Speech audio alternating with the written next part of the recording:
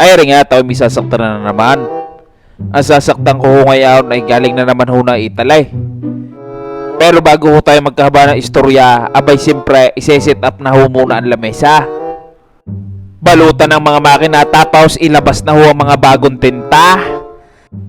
Ayaw! At ipinakita na ho ang The Master Ink.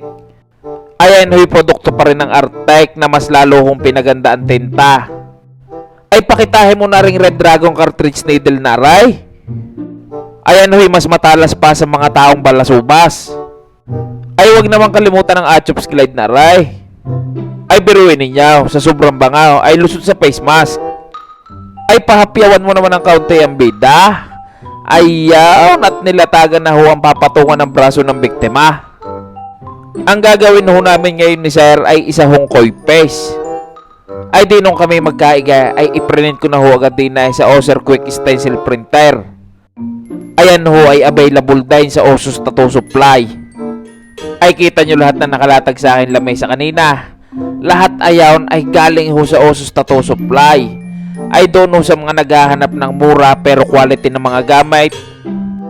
Ay i-check nyo rin Osus Tattoo Supply.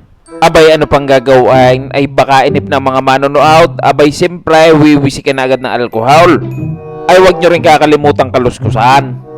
Gawa nga pag may balahibaw ay delikadaw. Ay wag ho rin natin kakalimutan punasan. Gawa nga ha pagkakahirap magtataw pagtubal. Ay di rin na nga ang Black Magic Stencil Solution. Sadya naman pagkakabagsik din kumapait ay mas malagkit pang kumapait kaysa sa kaklase mong sipsip. Abay pakitahin ang ebidensya. Ay baka sabihin ng mga manonood din niyayabang ko sila. Ayaw ay tang inagilew at ipinakita na ho ang bida. Ganap na naman ang hayop na ito. Sadya namang hindi mapalingon sa kamera. Ay pakitahin ang setup ng lamesa tapos ipakita na rin biktima. Ay rin na nga at pinaguhitan na ho ng isang makatikatay. Unang guhit, punait. Sa padalawang guhit, lasa ko'y ngibait. Ay rin na nga, paghuga na rin, ang inuuna ko sadya ay yung parteng ibaba. Para ho ang stencil ay hindi ho nabubura. Pero sa buhay, ang dapat nyo hong unahin ay ang inyong pamilya. Ay nung ako'y binata, ang inuuna ko palagi ay ang aking sarili. Ay nung ako'y magkaasawa at anak na, siyempre sila na ho ang aking inuuna. Nung mga oras na aring si Sir ay inuusisa ka. Ay kako nga kay Sir. Sir, kayo ho'y matanong ka. Bakit ho ko'y pisang pinagawa ninyo? Ang sagot sa akin ni Sir ay wala. Sadyang gusto ko lang aray at kapurman tingnan. Ay Diyos ko po, pineapple juice ay tang inagilew. Palay walang istorya. Sadya palang napurmahan laang. Ay teka, ako na lang ho ang mag-i-istorya sa inyo. Ay diba nga ha, ang kalimitan kong sinasaktan din sa akin tatuan iyong mga dayaw. Ay bago ko ho ituloy ang istorya, ay pasisiritan ho muna natin ang headhunter numbing spray na galing ho sa Esgus Tattoo Supply aring ating biktima. Sadyang pagkawisik, maghihintay lang ng 2 minuto ay talab na. Ay maibalik ko ho dun sa istorya. Diba nga ho mga natatatuang ka ay yung mga dayaw. Minsan ho ay galing Amerika, minsan ho ay galing ng Canada, minsan ho ay galing ng Australia, minsan na may mga taga New Zealand. Basta ho sa madaling sabay, mga nagbabakasyon. Ganyan ho ang kalimitan kong mga natatatuan din ay. Ay gaya na rin si Sir, ay galing pa ho ng Italy. Ay minsan ha, meron ho akong natatuan. Galing ho din ng ibang bansa. Ay di nakapagpa-schedule na ho sa akin. Ngayon, pagkakadaming kasama nung dumating din sa akin tatuan. Ay nung kami nagkakapresyuhan, ay dumali itong mga kasamahan. Pala ho yung aking tatatuan ay may kasama hong spokesperson ay hindi ho ako naabisuhan. Ay nung nasa labas pa lang ho ng shop ko ay nagkwekwentuhan ho sila. Ay rinig ko naman sa loob ay.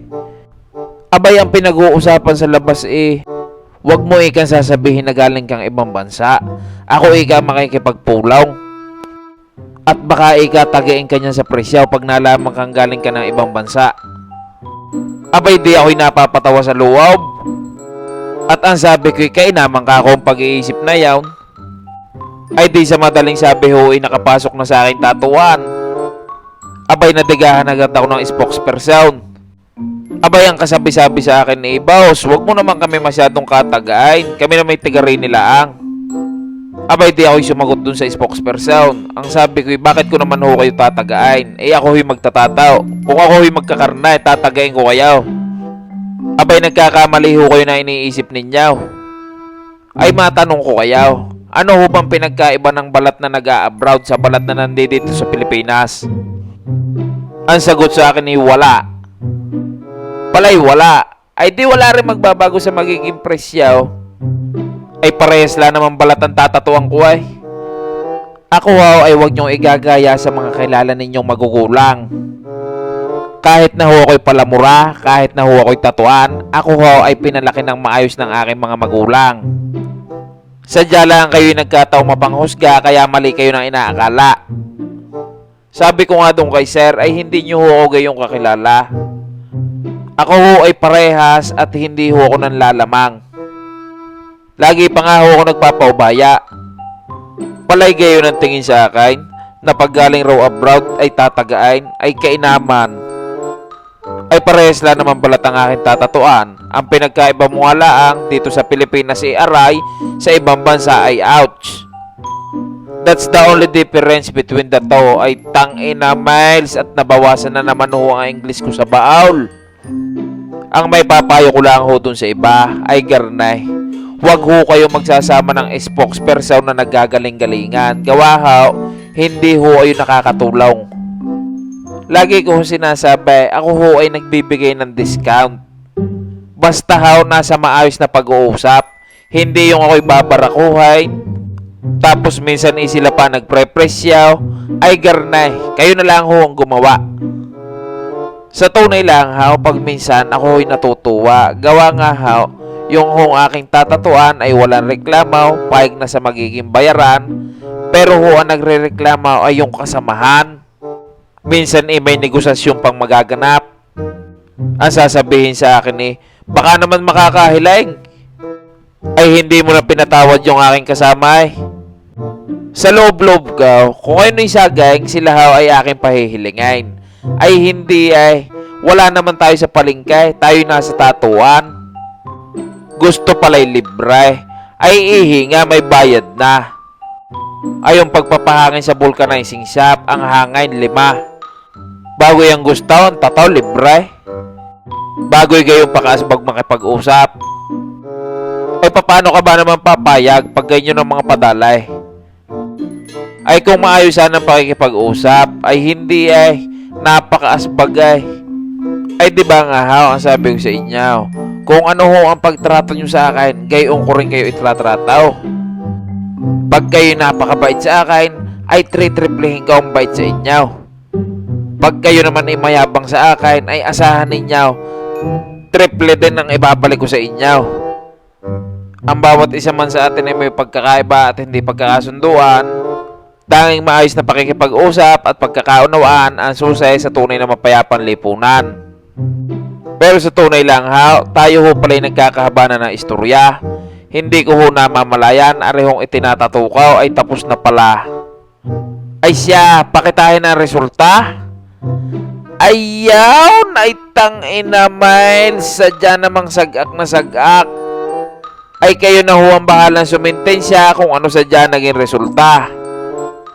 Arehong ko'y pis na rin ay inabot lang ng kulang 4 na oras. Kasama na dun ang aming masayang huntahan. Ay maraming salamat ho sir sa inyong pagdayaw din sa akin tatuan. Ay palagutukan nyo naman ako ng tigisa. Ayaw at ayun pa. Ay sir, pagbalik mo sa Italia, ako'y ikumusta mo sa Santo Papa. Ay doon sa mga may katanungan, pwede nyo i-message din sa aking Facebook account. Pwede nyo rin ako i-message din sa aking Instagram. Ay siya, pasyalan nyo na ako din sa akin tatuan din sa Lian, Batangas.